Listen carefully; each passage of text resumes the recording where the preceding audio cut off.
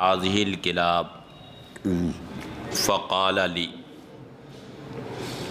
اذا ارسلت كلابك المعلمة وذكرت اسم الله عليها فكل مما امسكنا عليك وإن قتل۔ عدی ابن حاتم رضی اللہ تعالی عنہ سے روایت ہے، انہوں نے فرمایا کہ میں نے نبی کریم صلی اللہ علیہ وسلم سے پوچھا، میں نے عرض کیا کہ یا رسول اللہ، ان کتوں سے ہم شکار کرتے ہیں، تو مجھ سے ارشاد فرمایا کہ جب تم اپنے سدھائے ہوئے کتوں کو بھیجو اور بھیجنے کے وقت تم نے اللہ کا نام لے لیا ہو، فَكُلْ مِمَّا أَمْسَكْنَا عَلَيْكَ، تو اس میں سے کھاؤ جو کتے تمہارے لیے روک لیں، یعنی تمہارے لیے جو پکڑ کر کے لے آئیں اس میں سے کھاؤ۔ وَإِن قَتَلَ، اگرچہ کتے نے شکار کو مار ڈالا۔ کتا اگر شکار کو زندہ پکڑ کر کے لے آئے تو چونکہ اب وہ اپنے قبضے اور اختیار میں ہے، اس لیے اب وہاں پر زکوٰۃ اختیاری ضروری ہے، یعنی اپنے اختیار سے اللہ کا نام لے کر کے اسے ذبح کیا جائے، تبھی وہ شکار حلال ہوگا۔ اور اگر کتے نے مار ڈالا ہے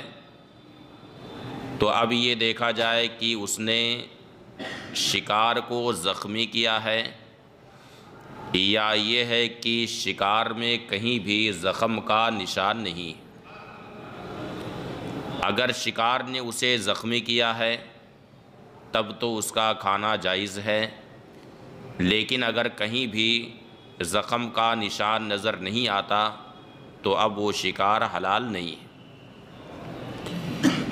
وَإِن قَتَلَ، اگرچہ کتے نے شکار کو مار ڈالا ہو، إِلَّا أَن يَأْكُلَ الْكَلْبُ، مگر یہ کہ کتا کھا لے اگر، تو اب اس میں سے مت کھاؤ۔ کہ جب کتے نے خود کھا لیا تو اس کا مطلب ہے کہ کتے نے اپنے لیے شکار کیا ہے، اپنے مالک کے لیے شکار نہیں کیا۔ فَإِنْ أَكَلَ الْكَلْبُ، اگر کتے نے کھا لیا، فَلَا تَأْكُلْ، تو مت کھاؤ، فَإِنِّي أَخَافُ أَن يَكُونَ إِنَّمَا أَمْسَكَهُ عَلَى نَفْسِهِ، اس لیے کہ مجھے اندیشہ ہے کہ کتے نے اپنے لیے اسے پکڑا۔ حدثنا موسیٰ بن اسماعیل قال حدثنا حماد عن عاصم الأحول عن الشعبی عن عدی بن حاتم ان النبی صلی اللہ علیہ وسلم قال اذا رمیت سہمک وذکرت اسم اللہ فوجدته من الغد ولم تجدہ فی ماء ولا فیہ اثر غیر سہمک فکل۔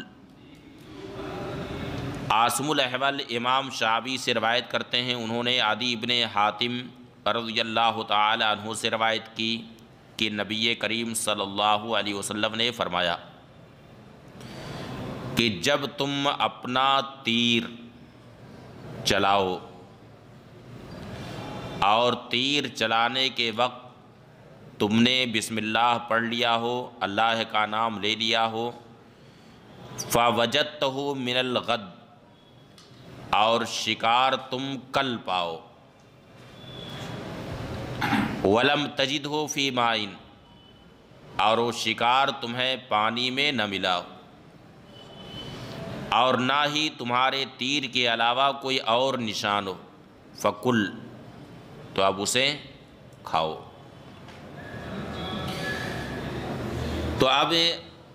اگر تیر چلایا ہو اور شکار کو تیر لگا تو حلال ہونے کے لیے یہ ضروری ہے کہ شکار میں کوئی ایسا نشان نظر نہ آئے جس سے یہ معلوم ہو کہ اس کی موت کسی دوسرے سبب سے ہوئی۔ مثلا اگر شکار پانی کے اندر ملا تو اس بات کا اندیشہ ہے کہ پانی میں ڈوبنے کی وجہ سے شکار مرا ہے، یا اور کسی جانور کا نشان اس میں نظر آ رہا ہے کہ جیسے کسی جانور نے پنجہ اپنا مار دیا ہے، تو یہ اندیشہ ہے کہ اس کی وجہ سے اس کی موت ہوئی ہو، اس لیے اس میں کوئی اور نشان نظر نہیں آنا چاہیے۔ اور دوسری بات یہ ہے کہ شکار نگاہ سے اوجھل بھی نہ ہو، بلکہ تیر چلانے کے بعد شکاری اس کے پیچھے پیچھے دوڑتا رہے، اس کی نگاہ سے اوجھل نہ ہو، یعنی تقاعد عن الطلب نہیں ہونی چاہیے کہ آدمی یہ سوچے کہ تیر لگ گیا کہیں تو گرے گا ہی شکار،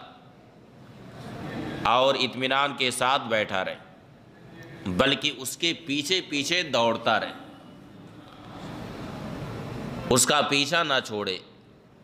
کیونکہ اگر اس کی نگاہ سے اوجھل ہو گیا تو اب اس کا کھانا اب جائز نہیں ہے، اس لیے کہ حدیث شریف میں ہے کہ کل ما اسمیتا ودع ما انمیتا، یعنی جو تمہاری نگاہوں کے سامنے ہے اس میں سے کھاؤ، اور جو تمہاری نگاہ سے اوجھل ہو جائے اسے مت کھاؤ، کیونکہ نگاہ سے اوجھل ہونے کے بعد تمام طرح کے اندیشے ہیں، ہو سکتا ہے کہ کسی جانور نے اسے مارا ہو یا اس کی موت کسی اور وجہ سے ہوئی ہو، اس لیے شکاری شکار سے کی طلب سے بیٹھے نہیں، بلکہ تیر چلانے کے بعد اس کے پیچھے پیچھے دوڑتا رہے۔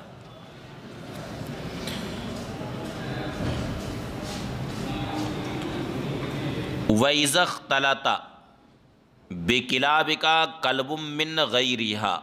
اور جب تمہارے کتوں سے کوئی دوسرا کتا مل جائے، فلا تاکل، تو مت کھاؤ، اس لیے کہ دوسرا کتا وہ تمہارا کلب معلم نہیں تھا، تو اب اس نے جب اپنا دانت لگا دیا یا اس نے اپنا پنجہ لگا دیا تو اب اس کا کھانا جائز نہیں ہے، اس لیے کہ ہو سکتا ہے کہ جانور کی موت دوسرے کی وجہ سے ہوئی۔ اسی سے فقہائے کرام نے یہ ضابطہ اخذ کیا کہ اذا اختلط الحلال بالحرام غلب الحرام، یعنی حلال چیز میں اگر کوئی حرام چیز مل گئی،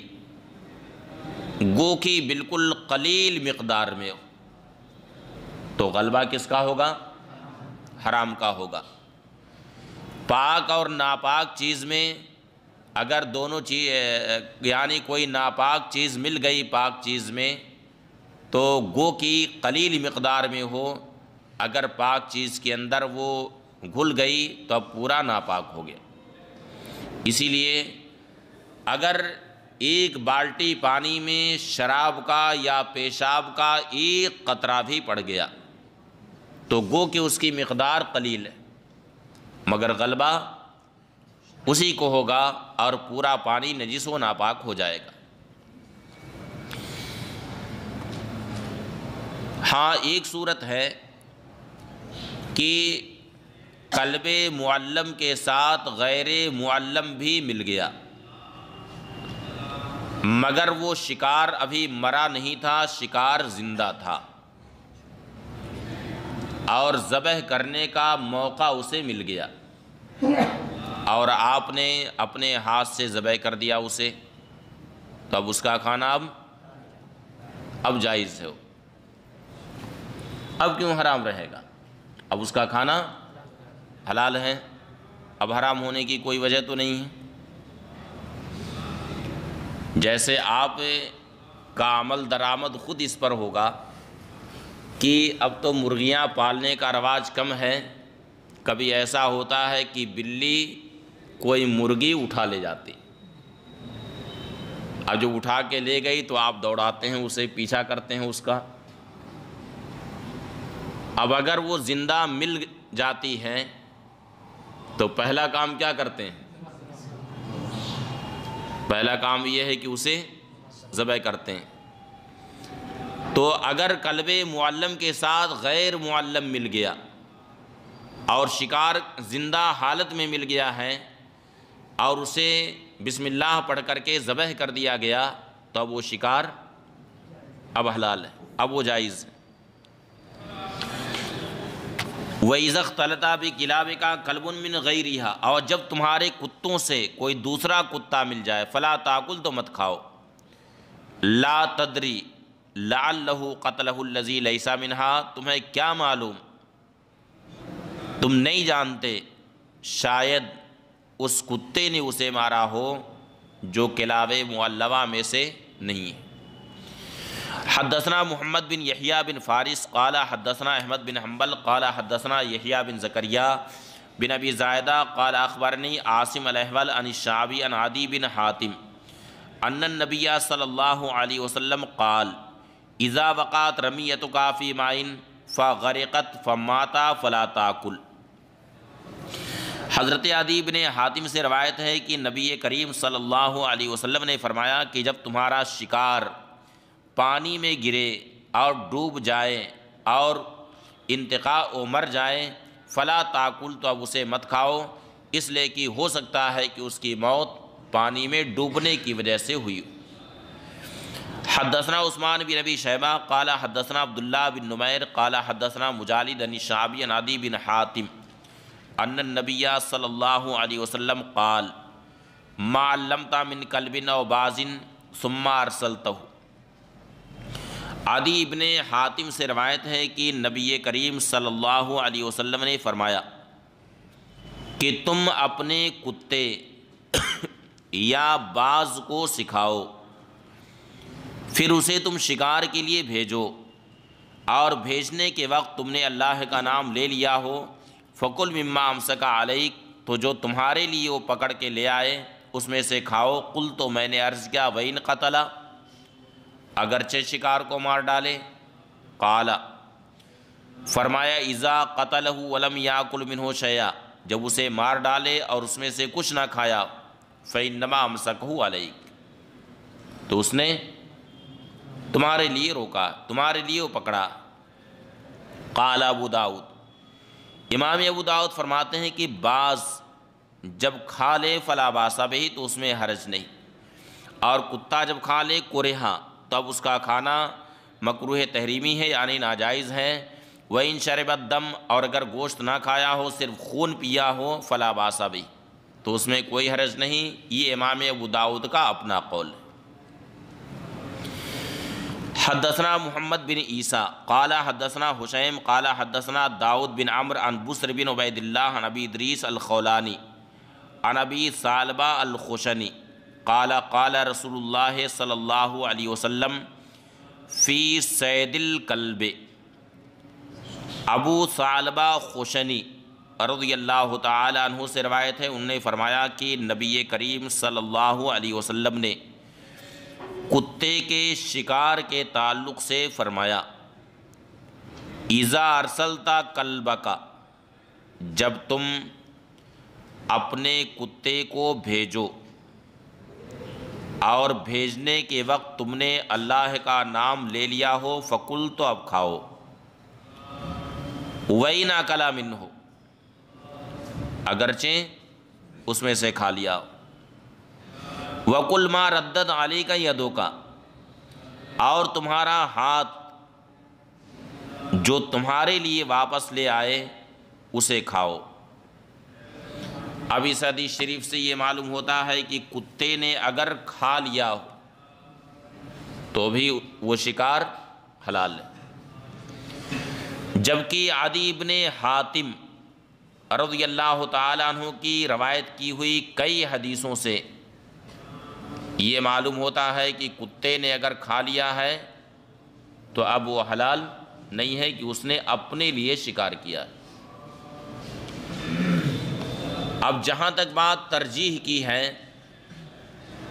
تو حضرت عدی بن حاتم کی حدیث مشہور ہے اور وہ متعدد طرق سے مروی، اس لیے اگر ترجیح کی صورت اختیار کی جائے تو عدی بن حاتم کی حدیث کو ابو ثعلبہ خشنی کی حدیث پر ترجیح دی جائے گی، اور پھر قرآن کریم سے بھی اس کی تائید ہوتی ہے، قرآن کریم سے بھی اس کی تائید ہوتی ہے۔ کلوا مما امسکنا علیک، کیا ہے؟ علیکم ہے کہ علیکم کلوا مما امسکنا علیکم۔ تو قرآن کریم سے بھی اس بات کی تائید ہوتی ہے کہ کتے نے اگر شکار کیا تو وہی شکار حلال ہے جو اس نے اپنے مالک کے لیے پکڑا ہو، اور اگر اس نے خود کھا لیا تو صاف ظاہر ہے کہ اس نے اپنے مالک کے لیے وہ شکار نہیں کیا۔ اس لیے اگر ترجیح کی صورت اختیار کی جائے تو عدی بن حاتم کی حدیث کو ترجیح دی جائے گی، اور اگر تطبیق کی صورت اختیار کی جائے تو اس کا مطلب یہ ہے کہ وَإِنْ أَكَلَ مِنْهُ اے وَإِنْ أَكَلَ مِنْهُ بَعْدَ أَنْ يُفَارِقَهُ۔ کیا مطلب اس کا؟ وَإِنْ أَكَلَ مِنْهُ بَعْدَ أَنْ يُفَارِقَهُ، یعنی کتے نے شکار کو پکڑا اور شکار کو پکڑنے کے وقت اس نے کھایا نہیں، اس میں سے کچھ نہیں کھایا، بلکہ شکار کو زخمی کرنے کے بعد یعنی اسے مار ڈالنے کے بعد پھر اسے چھوڑ دیا، جدا ہو گیا اس سے۔ اب جدا ہونے کے بعد پھر اس میں سے کتے نے کھایا تو اب اس کا کھانا یہ مضر نہیں ہے، کیونکہ اگر اس نے اپنے لیے شکار کیا ہوتا تو جس وقت اسے اپنی گرفت میں لیا تھا، جس وقت اسے مارا تھا، اسی وقت اس میں سے کھایا ہوتا، لیکن اس وقت تو نہیں کھایا بلکہ شکار کرنے کے بعد چھوڑ دیا، پھر اس کے بعد کھایا۔ اس کا مطلب ہے کہ اس نے اپنے لیے شکار نہیں کیا ہے بلکہ اپنے مالک کے لیے کیا ہے۔ اس لیے اس حدیث شریف کا مطلب ہے کہ وَإِنْ أَكَلَ مِنْهُ بَعْدَ أَنْ يُفَارِقَهُ وَقُلْ مَا رَدَّتْ عَلَيْكَ يَدُكَ، اور ابھی آگے حدیث آ رہی ہے کہ بعض حدیثوں میں ہے کہ کُلْ مَا رَدَّتْ عَلَيْكَ قَوْسُكَ، یعنی تمہاری کمان جو تمہارے لیے واپس لے آئے اس میں سے کھاؤ، یعنی تم نے تیر چلایا اور تیر چلانے کے بعد جانور ابھی مرا نہیں ہے بلکہ وہ جانور تمہارے پاس، یعنی تم نے جانور کو پکڑ لیا، اب اسے تم نے ذبح کر کے کھایا تو اس میں سے کھاؤ۔ اور یہ بھی معنی ہو سکتا ہے کہ بسم اللہ پڑھ کے جب تم نے تیر چلایا ہے اور تیر شکار کو لگا اور شکار مر گیا تو اب اس صورت میں بھی اس کا کھانا جائز۔ حدثنا محمد بن عیسیٰ قال حدثنا حسین، اچھا یہ حدیث ہو گئی۔ حدثنا الحسین بن معاذ بن خلیف قال حدثنا عبد العالی قال حدثنا داؤد عن عامر عن عدی بن حاتم انہ قال یا رسول اللہ احدنا یرمی الصید فیقتفی اثرہ الیومین والثلاثہ۔ حضرت عدی بن حاتم سے روایت ہے کہ انہوں نے عرض کیا کہ یا رسول اللہ، ہم میں ایک شخص شکار پر تیر چلاتا اور 2 دن 3 دن اس کے پیچھے چلتا رہتا، پھر اسے مردہ پاتا اور اس میں تیر کا نشان ہوتا، یاکل کیا کھائے گا اسے؟ قال نعم انشاء، ارشاد فرمایا کہ ہاں اگر چاہے تو کھا سکتا، یا یہ فرمایا یاکل انشاء یعنی چاہے تو کھا سکتا۔ تو اب اس حدیث شریف کا مضمون دیکھیں کہ تیر چلایا اور تیر چلانے کے بعد وہ بیٹھا نہیں بلکہ یقتفی اثرہ، اس کا پیچھا کرتا رہا، اور 1 دن نہیں بلکہ 2 دن 3 دن تک اس کے پیچھے پیچھے دوڑتا رہا، یہاں تک کہ اب وہ شکار مر گیا اور اس میں تیر کا نشان تھا۔ تو اب یہاں چونکہ تقاعد عن الطلب نہیں ہے، وہ طلب سے تھک ہار کر کے بیٹھا نہیں ہے، اطمینان کے ساتھ بیٹھا نہیں بلکہ شکار کا پیچھا وہ کرتا رہا اور اس میں تیر کا نشان بھی موجود تھا، اس لیے صاف ظاہر ہے کہ شکار کو جو موت آئی ہے اس کا تیر لگنے کی وجہ سے آئی ہے، اس لیے یہاں زکوٰۃ اضطراری پالی گئی، اور زکوٰۃ اضطراریہ یہ حلال ہونے کے لیے کافی۔